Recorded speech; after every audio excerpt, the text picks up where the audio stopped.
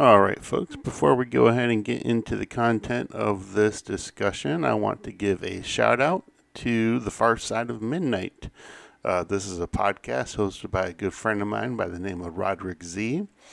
And on his podcast, he does interview a variety of hosts, occultists, occult practitioners, and they often end up spending time discussing about their experience, knowledge of the occult practices, and so on and so forth.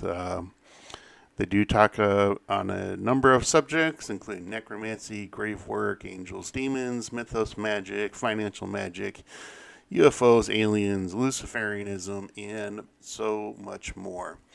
So, for those of you interested, The Far Side of Midnight can be found on Anchor Podcasts, as well as Apple, Google, and Spotify podcasts. Roderick Z is also looking for other platforms to bring his channel to, so keep a watch out for his content. And if you do end up listening to his channel and enjoy it, I suggest that you do subscribe to it and show him a little bit of love. And with that, thank you very much. Also, folks, I'd like to bring your attention to the Chaos Vibration channel. The Chaos Vibration channel is hosted by a good friend of mine, Damian James. If you're wanting additional information on Chaos Magick or just a different perspective on the practice, I do recommend that you stop by his channel, check it out. And again, if you do enjoy his content, I suggest that you do subscribe to his channel and show him a little bit of love. Also, I'd like to mention that the Lords of Chaos will be doing another panel discussion in the next day or so. If that is something that you are interested in, I believe it's going to air on the Chaos Vibration channel. It will be Damian James will be interviewing a couple of us on Gallery of Magic books, our takes on the practice, evolution, changing practices, stuff like that. So if that is of interest to you, do check out his channel. That content should be up in a couple of days after this episode that I am recording here. And with that, we will get involved. We'll get into the discussion that I have planned for this evening.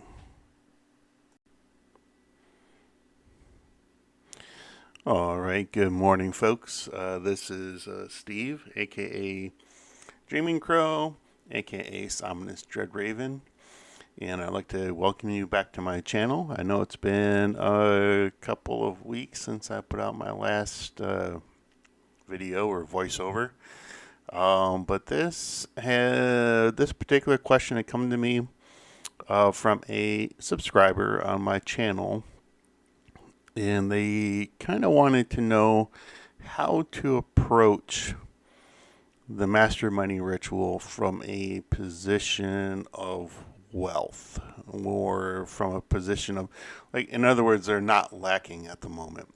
And as we know, the Masterminding Ritual, at the beginning of the performing the ritual, it requires you to do a visualization to focus on a period of lack in your life when you didn't have enough money to purchase something like groceries or pay the rent or something like that.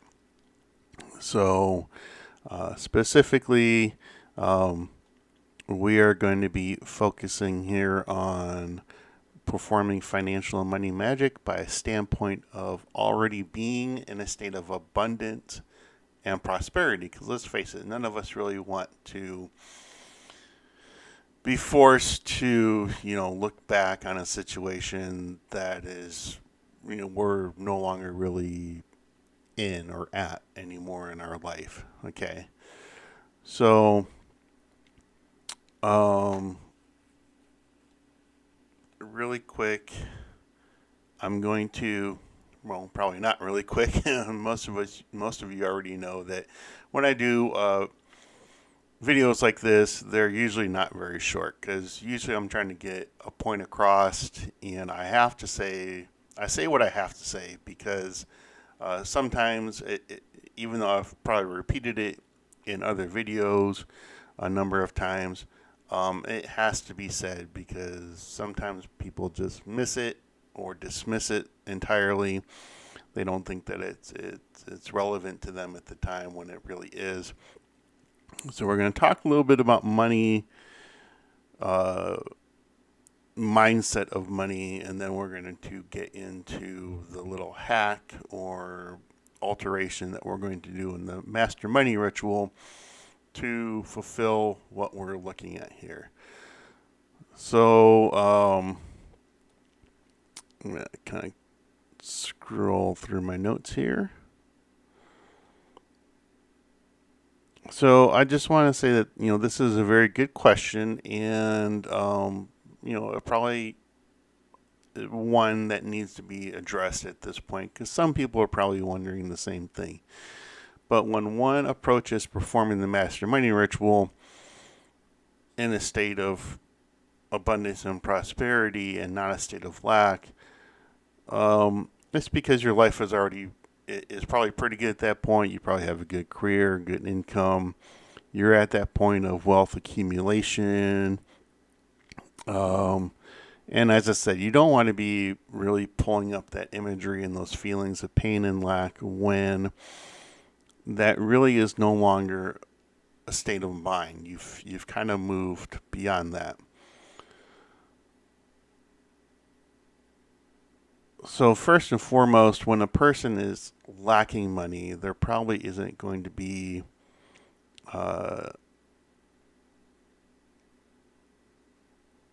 sorry.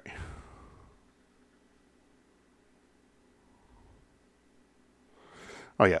So when a person is lacking money, they're probably not going to have too hard of a time with this type of visualization.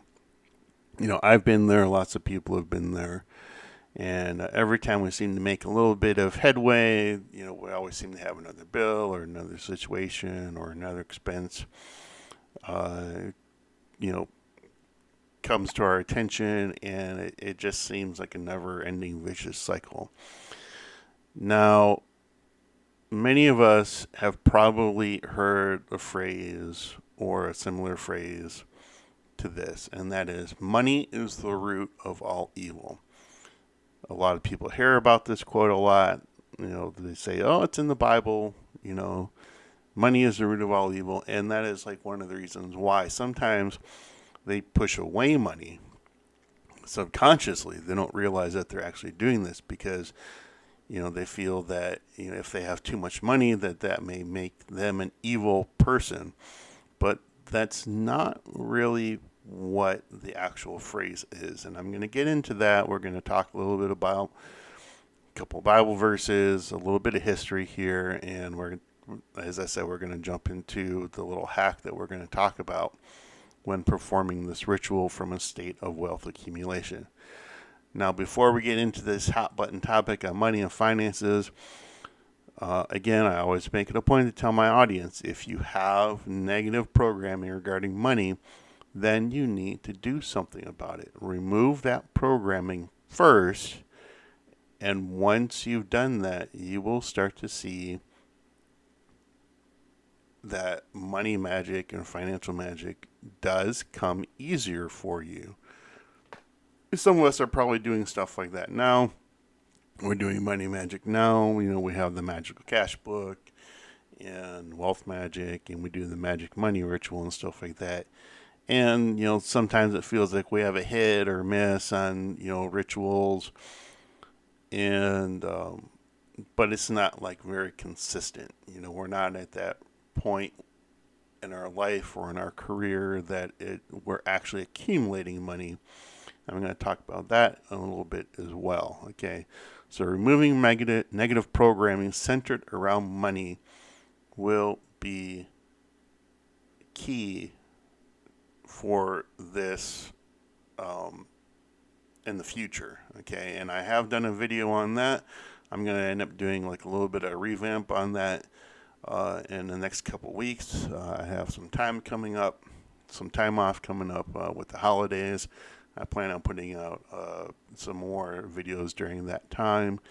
before the end of December and beginning of the new year. And I hope that you all enjoy those. So for a few of us, or many of us, we've heard, again, the phrase, money is the root of all evil. Or we've heard something similar to that, like money doesn't grow on trees, it takes money to make money, time is money, I'm not made of money, who do you think I am? Do you think I'm Rockefeller? Another day, another dollar. Those are all negative programming around money, and that's a negative mindset that we have about money, because we feel that it takes a lot of effort to make it. Another bad imagery and mindset that we have about money is we see it in a lot of TV shows. For us that have grown up or have watched reruns of things like Gilligan's Island or stuff like that, we remember Thurston and Lovey Howell that were on the show. They were snooty, they were snobbish. They looked down on other people that were, that they were around. And again, if you have a negative, if you see that, money will make you snooty and snobbish and make you an evil person, then again, you're going to be subconsciously pushing that money away from you and that success away from you. You won't understand why, because you really haven't done the work and you really haven't dug out that programming yet, and you haven't changed it for something better. But it's there, and again, we need to do something about it. Or another one is you have to work hard in order to earn your money, like every day. I know a guy at work right now that he will viciously do something the most absolute difficult way that he can, because he thinks that he has to work hard to earn that money of his, when there are just easier ways to go about doing it. It's not saying that you're taking a shortcut when you're doing it. It's just that he's taking too many steps to do it, when there can be steps eliminated, and I've even tried to show that to him, and for some reason it's just ingrained in his head that he has to work physically hard to earn his money. And some people will do this, and some people have actually literally worked themselves to death, because of this very concept and idea that they have, that they really have to work super hard to get that money. Otherwise, they think that they haven't, fulfilled something, in order to earn it by any real means. Okay, but still, others on top of that believe that wealthy people, make their fortune on dishonesty and criminal acts. And if you believe this, well, again, subconsciously, you're going to reject the very accumulation of wealth, because you don't want people to see you as someone that's, dishonest or a criminal, And, while there are a few people or a number of people who have obviously made their wealth through dishonesty and acts of, criminality and whatnot, they're seldom able to really hold on to their wealth for a long period of time, and it doesn't last for them. Okay. However, in reality, it really takes the same amount of time, the same amount of effort for, say, a person to earn, say, $100 a day than it would take for another person to, say, earn $10,000 in a day, like in the same amount of time. Or, for another person to make $100,000 in a day or $1 million in a day. Really, the same amount of effort is needed in order to make either $100 or $1 million. The difference is that we just haven't changed our mindset in order to get to that point.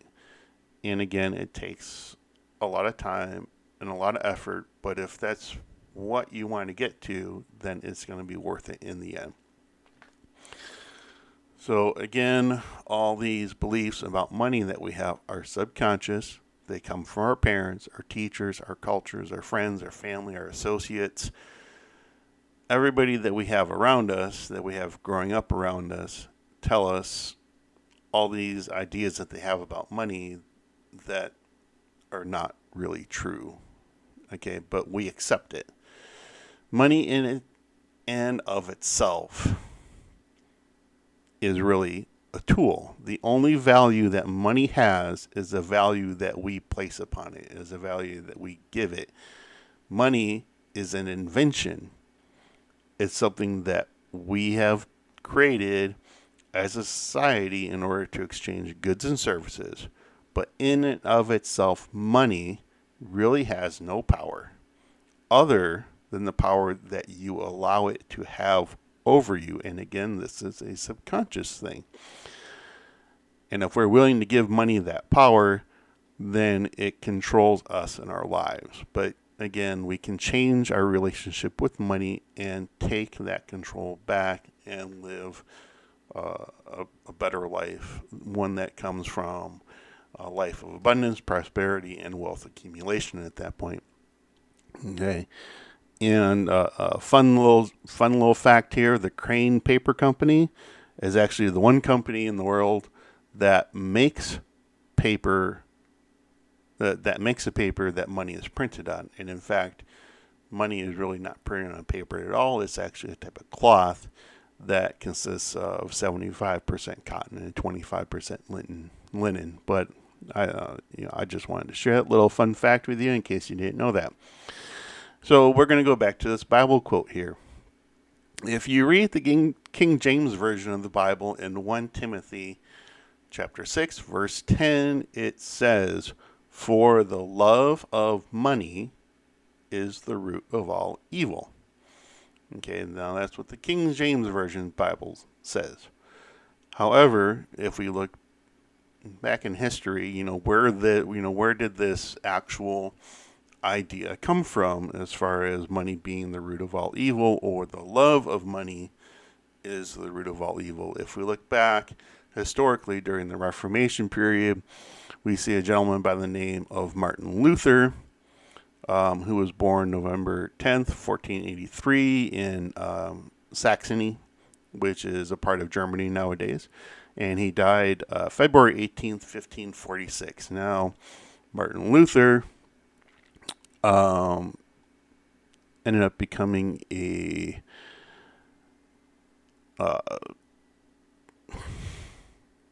priest and a scholar, more or less, during that period. He was a religious reformer who was actually the catalyst for the 16th century Protestant Reformation. Okay, now Martin Luther translated the version of the Latin Vulgate Bible into German during his life.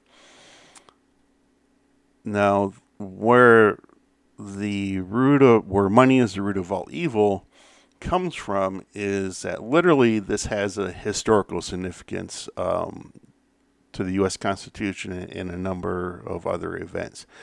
As this is a historical significance to the U.S. Constitution, as the fight for religious freedom began about 100 years after the Reformation period began. Okay, so during this time, people still faced a lot of violence regarding their religious beliefs, and this would later become the First Amendment of the United States Constitution, granting the Americas freedom of religion. So during this period, we see a lot of changes in Western Christianity. This results in the splitting in Christianity between the Roman Catholicism and Protestant Church. And Martin Luther sends a very lengthy list of complaints and doctrine errors to the Catholic Church, which historically this leads up to a well-known event known as the Sale of Indulgences. And this is where the church was seen as selling forgivenesses of sins against God to people. They would often say, "Hey, if you got the money, we'll forgive your sins." And this was actually very seen in a lot of wealthy people. But they took advantage of the poor people as well in this instance, and they used this money to get rich and to fund other church projects, the building of St. Peter's Basilica and the Duomo are part of church projects that came out of the Sale of Indulgences and that historical significance there. During this time, Pope Leo X also used money that they gathered from the poor in order to fund additional art projects for the church and for expansion of the church and whatnot. And it was because of Martin Luther's complaint that he sent to the church that Pope Leo X basically kicked out Martin Luther from the church, or expelled him from the church at that point. Okay, so in Martin Luther's translation, we have 1 Timothy chapter 6, verse 10. I'm not going to try to butcher the German there. We'll put it up on the screen there so you can read it yourself. But it actually translates to greed is the root of all evil. Okay, it doesn't say money is the root of all evil. It translated, it says that greed is the root of all evil. So, soon after Martin Luther's translation of the Bible to German, a man by the name of William Tyndale, born in 1494 and died in 1536, did a similar translation of the book, taking the German translation and translating it into English. And at that point, that particular verse was translated to for covetousness is the root of all evil. Okay, so excuse me. For those of us who don't know what the word covetous is, or the definition of covetous is, it's marked by inordinate desire for wealth or possession, or for another's possessions. In other words, greed. You see what somebody has, you want it for yourself, and you take it. Okay.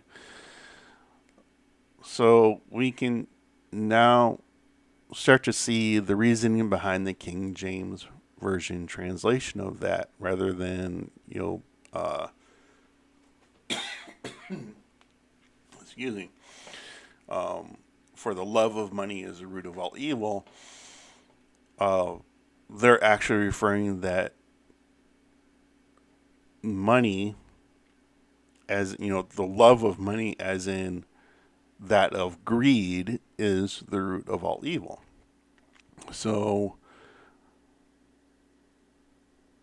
that's because when you're thinking of it in this sense, you're wanting to take something from someone for yourself as a means to simply hoard it, which is what the church was doing at the time. So we're going to kind of go ahead and jump into the hack here really quick.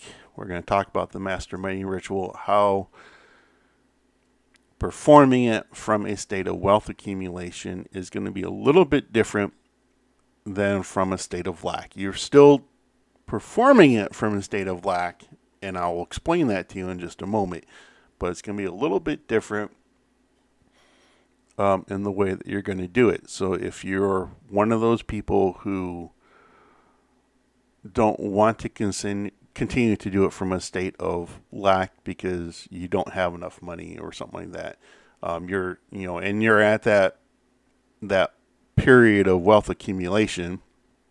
And let me say that wealth accumulation is actually a point in where you're actually taking in more money than what you're spending like on a monthly basis. Okay, so you're able to accumulate wealth at that point. You're not overextending your expenses, living on credit, stuff like that.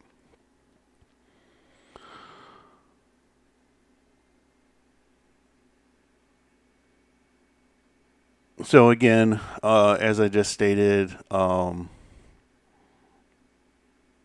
the working poor and the middle class come from a state of lack of money, it's because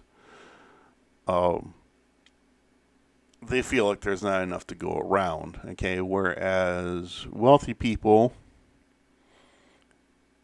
and wealth accumulation also comes again from a state of lack, not greed. Okay, and again, I'm going to discuss those differences in just a moment as we get along here. When a wealthy person approaches it from a state of lack, it's not because they lack money. It's because they're lacking experiences. And that sounds a little weird, but when you look at it in a sense, in this sense, it'll be a little more clear. Everybody looks up to somebody at one point or another. They see somebody as a hero, they see somebody as a figure, whatever. When wealthy people look up to people of a certain status that that has come before them, wealthy people understand that to become wealthy, you need to study wealth. Okay, and that's why you see and hear a lot of them. You see them reading books and biographies of wealthy people, and how those people made their millions or made their billions, and what steps they took, and what trials they had to go through, and different things like that. As they read more and learn more and hear more of these people who are millionaires and billionaires, they start to take stock or look at what they haven't done in their life. In other words, there's like an experience there that they haven't quite received yet or earned yet or experienced yet, obviously. So while poor people are seeing this as being greedy, wealthy people see it as a necessity to accumulate funds that they need to make a project successful and to fund it long term. Obviously, you don't want to start a real estate investment company and then run out of money in a couple of years. You want something like that to be long term, obviously. So in the long run, what they do is they look to accumulate more wealth in the process in order to fund these programs that they have. And it's a natural process that as they're accumulating more wealth for this, that they naturally accumulate more money. Wealth attracts more wealth, obviously. So again, they start looking at experiences during their wealth accumulation. So for instance, we know Jeff Bezos. He's like the first billionaire who went into space. Now, that's an experience that very few of us can claim. However,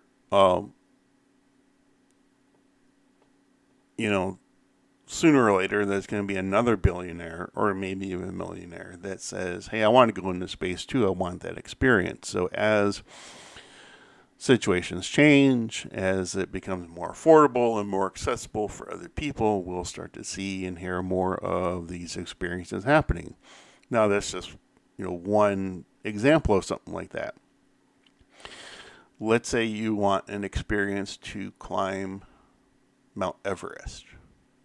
Okay, how would you like to experience that exhilaration and awe of being on top of our planet's highest peak?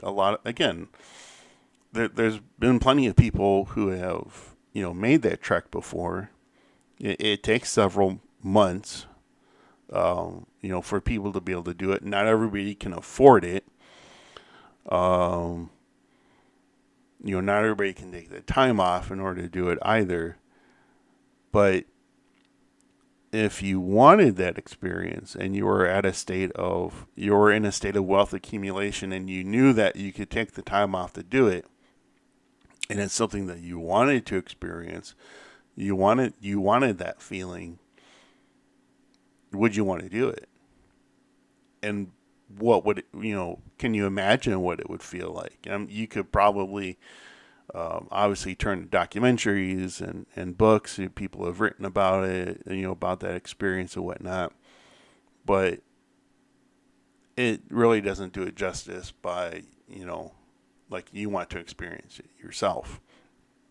Now, another example is, let's say you wanted to have the most perfect vacation anywhere for any length of time.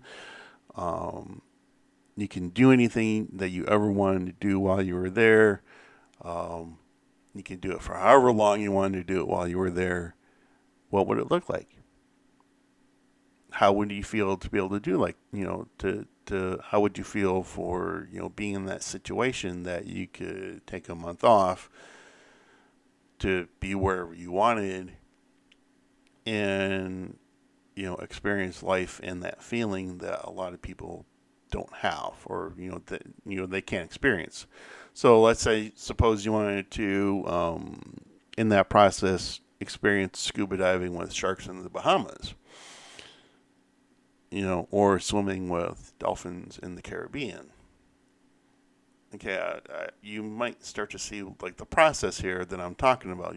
We're talking about experiences that we haven't had yet. Obviously, experiences that are going to enrich our lives, or put us living on a different level than where we've been up to this point. So again, wealth accumulation, experiencing life on a new level. A lot of people dream about this. Some people also choose to leave a legacy behind. And, what that legacy looks like depends on a lot of people. And we actually see this in a lot of people in our society and throughout the planet today. Okay, so we see athletes and artists and wealthy people doing all sorts of good things with their money. Again, they're accumulating more money in the process. It's not because they're necessarily greedy. It's because they want to see a fruition of their project come to an end. And you don't want to start a program to say help at-risk teens, and then it flop out in a year or something like that. You want that program obviously to be around for a while. So you want to be able to fund it appropriately. So, for instance, like athletes, artists, musicians, stuff. They, for instance, athletes. We'll just say athletes. At this point, a lot of them, or some of them, have the desire to return to their hometown or to their roots. And they want to give back to the community that helped them out when they were in a time of need. So they do things like they start up programs, give to the youth in the community. They start up co-ops. They give them a chance to learn new skilled trades, get involved in education programs that some of them might not have been able to get into under normal situations. And they do this again because they remember what was like, growing up for them at that time, and the opportunities that were given to them in order to go off and become a successful basketball player, become a pro football player, whatever. And again, this can be for artists. Wealthy people like to give back to the community as well, not just their community, but they do good things with their money throughout the entire world. But a lot of us, just want to look at them as being greedy and snobbish individuals when they're really not. So,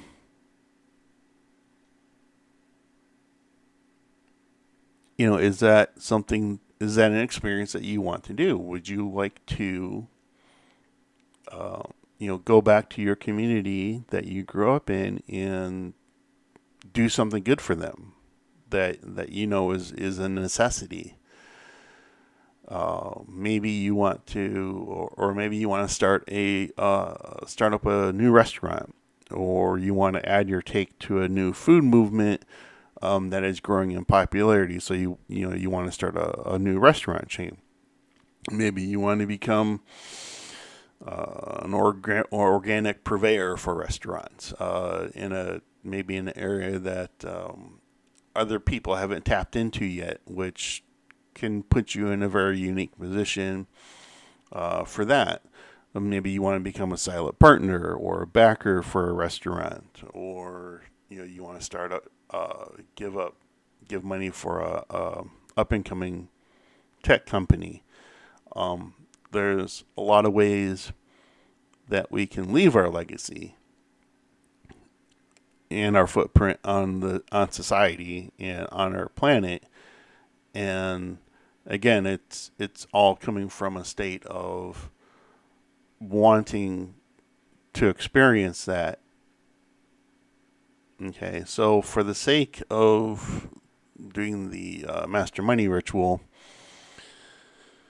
we're going to say that for the sake of this visualization, let's say that you're in a state of wealth. You know that there's a lack of good, low-cost housing where you live, or maybe in a particular area. And this is actually true for a lot of places. But you know that there's no projects that are happening for something like this in order to offer good, decent, affordable housing for people. And that's true in a lot of cases as well. And so you decide that you want to do something about it. So maybe you decide that you want to offer this as an income-based housing structure, or you want to simply offer it just, an affordable price for people earning in a particular wage gap that may just be gouged all the time. They feel like they're having to work 2 jobs or 3 jobs just in order to pay their rent, and it makes it very difficult for them to provide for other expenses. That has an impact on their life that is very negative. They're living in an expensive housing situation that they can barely afford. They might be on obviously living paycheck to paycheck. They might be facing eviction on a regular basis because they don't know if they're going to be able to make their rent on time. How does this affect their ability to take care of themselves or their family, provide food for their family, education for their children, providing other necessities. Maybe they have to bus regularly and they can't afford a car. And we know for some of us, we know that taking a bus can mean maybe limited in transportation as far as times and availability. That affects so many things. Okay, so when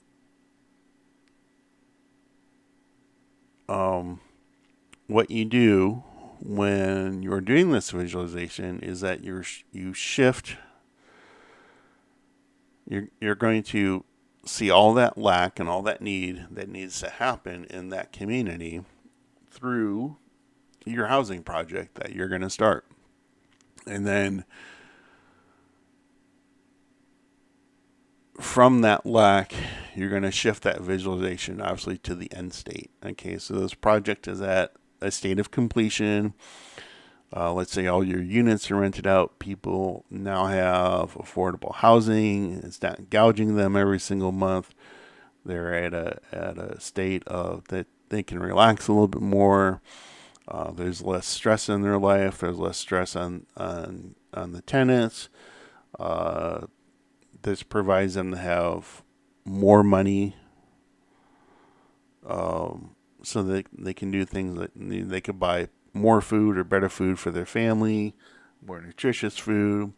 Maybe that frees up money that they can use to maybe buy a car, which can very well give them the opportunity to find a better job that pays more, outside of, say, the bus line, or to send their child to a better school, to give them better education, or to even start a college fund for education.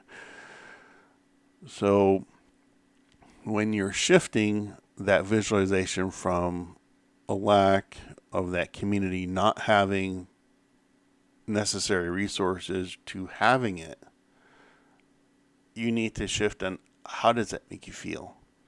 How does that change your community? How does that change you as a person for helping that, for helping make that change? This is important because when you approach performing the Masterminding Ritual in this manner, through a state of wealth accumulation, and through wanting to expand your life, live new experiences, live on a whole new level than what you normally might, or what some people may normally might be able to do. You have to be sincere in what you're doing, because believe me when I say that if you approach doing the Masterminding Ritual in this sense from a position of dishonesty and ill intent, I guarantee you that the spirits that oversee this right, they're going to see through your bullshit, and they won't support you. Okay? So, obviously, before you perform this type of practice, you want to be at that state of wealth accumulation at that point. Obviously, you have more money coming in than what your expenses are. You're not living beyond your means. You're not living on credit. Okay? And that can be different for a lot of people. So you need to know what that looks like for you. For some people, wealth accumulation is, hey, I'm single, I'm making $50,000 a year, I'm living well within my means, I'm not overspending my money, I drive a decent car, I have a good job, I pay my bills, I'm saving away, $1,000, $2,000 a month. You're not necessarily living at a state of wealth at that, like true wealth, as in like you're a millionaire or anything like that, but you are accumulating wealth in that process, and that can put you in a position, obviously, to start new investments and make you more money, until you get to that point of, hey, now I am a millionaire, or I have, stepped into a multimillionaire position because, you've turned your money over enough to get to that point. If you're, living in a dead end job, you're at McDonald's or someplace, and it feels like you're sinking like every week, you're not in a position of wealth accumulation. Okay, if you're struggling to pay your bills and you don't have enough money to pay your bills, you should not, and you're practicing this, you should be continuing to practice the Masterminding Ritual as it states in the book until you get to a point that you can obviously change that position or on how you perform the Masterminding Ritual. Again, this is for those you're at a state of wealth accumulation. You maybe you have an Amazon store and you make a good living off of that. Again, this is going to be for people who are at a state of wealth accumulation. If you're not there yet, you really shouldn't be doing this at all, because it's not going to help you in the long run. So I kind of ran through that a little bit. I pretty much touched on what I needed to at that point, and we're a little over 40 minutes. So with that, folks, I'm going to go ahead and call this this episode here. I hope a lot of that made sense to some of you. Again, this was a subscriber question that came to me, and this is how I've been performing the Masterminding Ritual in some senses, because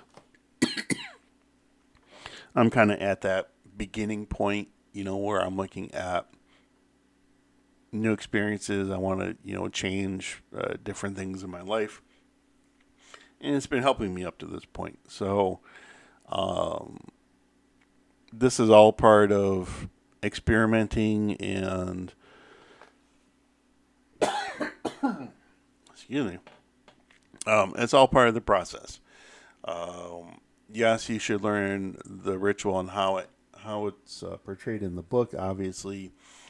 Um, but this is again a natural process that as we grow, as we learn more, we shift our practices, um, and we start looking for ways that we can manipulate it in a sense, for our betterment. So, with that, folks, I'm going to go ahead and call it a day at this point. I do appreciate you stopping by and listening to this commentary. If you do have any questions, please post them in the comment section below. If there's any other information that you would like or you need me to elaborate on, I will do my best to answer you in a timely manner on that. All right. With that, folks, I bid you a very fond farewell. Take care. Infernal blessings. Bye.